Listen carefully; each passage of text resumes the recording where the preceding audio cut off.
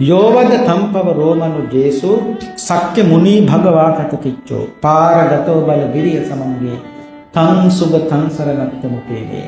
අපි කිව්වනේ පැත්තොත් කෝ ඒ කාලේ අපි කෝ ඇත්තකෝ පින්නතුනේ තුන්වෙනි ගාතාව කියන්න හම්බෙන්නේ අපි ඉස්කෝලෙන් එළියේ. ඒ තරමට අපිට හදිස්සිය මතක ඒ තරමට පින්නේ මම මතක තියන්න ඕනේ පුදුමාකාර බල සම්පන්න පින්නතුනි ගාතනා.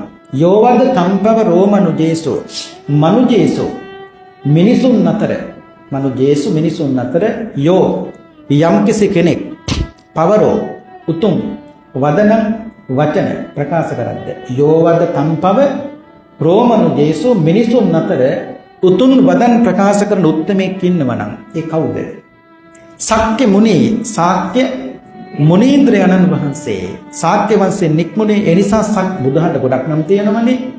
මෙලොව යම්කිසි උතුම් වදනක් ප්‍රකාශ කරන උත්තමයෙක් ඉන්නවා නම් ඒ කවුද?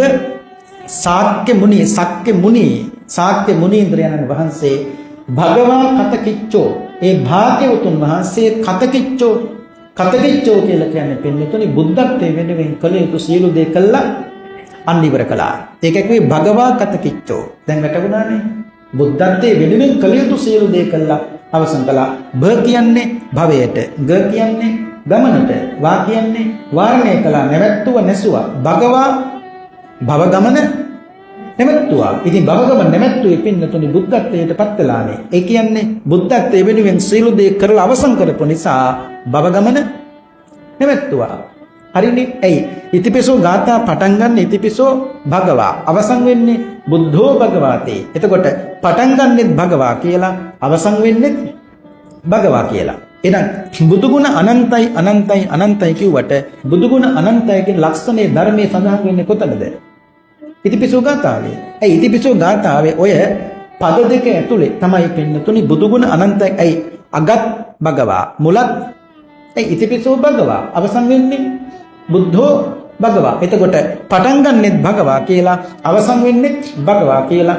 මුලේදලා අගට ගියත් ඒත් භගවා කියන වචනේ හම්බ වෙනවා. අගේදලා මුලට ගියත් ඒත් භගවා කියන වචනේ හම්බ වෙනවා. මේ භගවා කියන වචන දෙකෙන් එළියට පනින්න බෑ. මේක එකම චක්‍රයක්. එක වලල්ලකට ගණන් ගන්න මිසක මතක තියාගන්න මේ කවදාවත් කෙලවරක් දකින්න බෑ. මෙතන තමයි තියෙන්නේ බුදුගුණ අනන්තයි කියන පින්නතුනි ප්‍රධාන ලක්ෂණය. භගවා කතකිච්චෝ. ඒ කියන්නේ කතකිච්චෝ කියලා කිව්වේ කලියුතු සීල දේ කළ අවසන් කළා. මොකක් වෙනුවෙන්ද? බුද්ධත්වයේ වෙනුවෙන්. අපි මේ ඉස්කෝලේ යන කාලේ උඩින් පල්ලෙන් ගොහි කියලා ගහලා දමලා එහෙන් මෙහෙන් දිව්වට පින්නතුනි මතක තියාගන්න ආරක්ෂාව අපි බැස්සෙත් මහපාරට. ඉස්කෝලේදී සෙල්ලම් කළා දුවලා පැන නටලා කියලා ඔක්කොම කළා බහින්නේ මහපාරට. ඉතින් මහපාර බහිනකොට ළමයින්ට ආරක්ෂාවක් රැකවරණයක් පින්නතුනි තියෙන්න එපායයි. චත්තමානකට විතරක් නෙවෙයි අද සමහර පෞද්ගලික ආයතන තියෙනවා පින්නතුනි මේ ලංකාවේ. අපි දන්න අපිත් එක්කම කරන හාදුනේ අපි ඉස්කෝලේදී විතරක් නෙවෙයි අපේ ආයතනේ සේවකයෝ 60ක් ඉන්නවා. 60ම වැඩ ඇරලා අවසන් වෙන්න කලින් ආයතනේ දාලා තියෙන හෝල් ස්පීකර් ඒකත් එක්කම ලස්සනට මේ ගාත්තුන කියලා තමයි කෝ ආයතනේ සේවකයෝ 60ම එළියට බහින්නේ. හරිනේ. ඇයි පින්නතුනි මිනිස්සු වැඩ කළා පාරට බැස්සත් මිනිස්සු බහින්නේ ප්‍රශ්න ගොඩක් නැද. කායික මානසික මහා පුදුම වෙහසක් මහන්සියක් වෙලා පාට බහින්නේ. එහෙම වුණත් එහෙම මරුණත් හොඳයි කියන එක නෙවෙයි පින්නතුනි. එහෙම ගියත් එළියට බහින්න නිකන් නෙවෙයි බුදුගුණයක් සීකලනේ පින්නතුනි එළියට බහින්නේ. ඒක ඇකුවේ තමන්ට කොහොමද පින්නතුනි ආරක්ෂාවක් රැකවරණයක් හදා ගන්න ඕනේ. ඒකයි මතක් කළේ මේ බුදුරජාණන් වහන්සේ බුදු වෙන්න කලිනුත් වටකුරුල්ලෙක් වෙලා මොරලෙක් වෙලා මස්තරාජයෙක් වෙලා එහෙම ඉපදලා ඉන්න කාලේ තමන්ට මතක තියාගන්න ආරක්ෂාවක් රැකවරණයක් පින්නතුනි හදාගත්තා. ඊට පස්සේ පාරගතෝ බල විරිය සමන්ගේ. දැන් බුදු වුණා. කොහෙටද ගියේ? පාරගතෝ සංසාර පරතරට ගියා. ප්‍රඥාවේ පරතරට ගියා. කොහොමද ගියේ?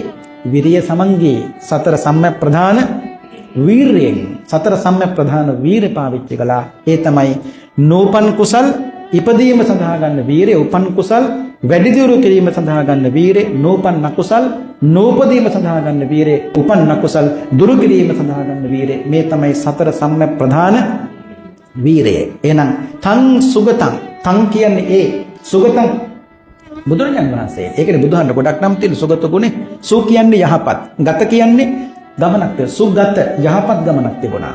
ඒ බුදුගුණාකාරී කවියක් තියෙන්නේ යහපත් කොට ඒතයි සුන්දරතනට සැපතයි සොඳුරු බස් කියතයි කියති එමින් රජුට සුගතයි. යහපත් කොට ඒතයි බුදුහාරන්ගේ ස්වාභාවික, ඒ කියන්නේ පාරේ වැඩියත් ඒ ගමනත් බුදුහාරගේ යහපත්. බුදුහාඳුරු කවදාවත් පාරේ වඩිනකොට භික්ෂුන් වහන්සේලාත් එක්ක කවදාවත් පිටිපස්සේ ගෙන ශ්‍රාවකයන්ට භික්ෂුන් වහන්සේලාට මොනවද කියන්න ඕන නම් බුදුහාඳුරු කවදාවත් බෙල්ල හරවලා බලන්නේ නැහැ. බෙල්ල කියන්නෙත් නැහැ කිතියක්. බුදුහාරු හරවනම නම් මුළු ශරීරයෙන් පින්නතුනේ බුදුහාඳුරු හරවනවා. හරියට කොයි වගේද?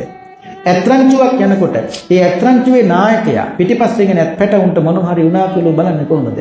පින්නතුනේ ඇතාට කවදාවත් බෙල්ල හරවලා බලන්න බෑ. ඇතාට හරවන නම් මුළු පිටිපස්ස බලන්න ඕන නම් මුළු ශරීරයෙන් පින්නතුනේ හරවන්න වෙනවා. අන්න බුදුහා ලස්සනේ සුගත ගුණයටයි ඉති වෙන්නේ.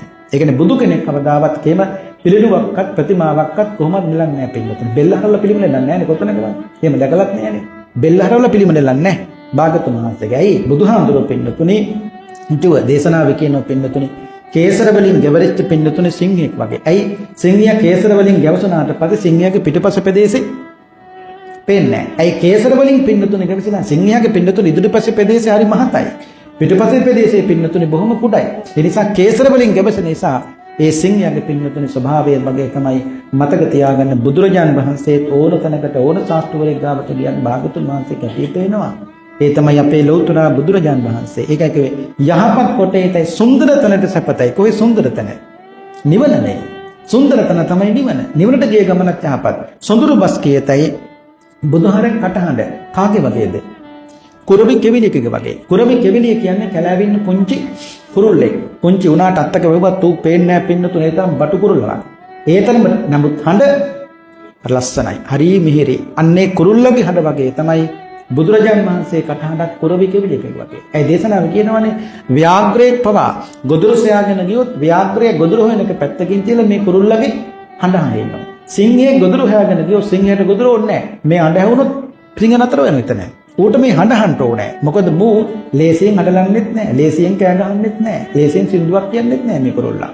හදිස්සියෙන් තමයි පින්නතුනි මේ ඇඬිල මේ කතා කළොත් ඇඬලුවොත් ඒ තරමට පින්නතුනි හඬ ලස්සනයි කුරවි කෙවිලියක වගේ. සුන්දර තැනට සැපතයි සුඳුරු බස් කියති ඒ මුඩජුරු සුගතයි. අන්නේ මුනිරජාණන් වහන්සේට කියන් තමයි කියන්නේ පින්නතුනි සුගත. සු කියන්නේ යහපත්, ගත කියන්නේ ගමනක් තිබුණා. ඒ නිසා තං සුගතං ඒ සුගතයන් වහන්සේ බලන්න ඔක්කොම බුදුගුණ වගේ තියෙන මේ පළවෙනි ගාථාවේ. ඒ තරමට පින්. ඇයි ශාක්‍ය වංශයෙන් නික්මුණා කිව්වා, භගවා කිව්වා, නේ මුනීන්ද්‍රයන්න් වහන්සේ කිව්වා. ඔක්කොම කියලා කියනවා තං සුගතං ඒ සුගතයන් වහන්සේ සරණ කියන්නේ පිහිටනේ. සරණ කියන්නේ චත්තමානවකට පිහිටක් නෙවෙයි මොකක්වත්. චත්තමානවක බුදුහාමේ කැලෑවේ තනියෙන් යන්නේ මට ආරක්ෂාවක් ඕනේ. වීණාවත් වාදනය කර කර තනියෙන් යනකොට කියන් යන්න මට ගාතාවක් කියලා දෙන්න කිව්වා. තං සුගතං සරණත්තම උපේවි. ඒ සුගතයන් වහන්සේ සරණ පිහිට කොටගෙන මම ගනිමි. වන්දනා කරමි.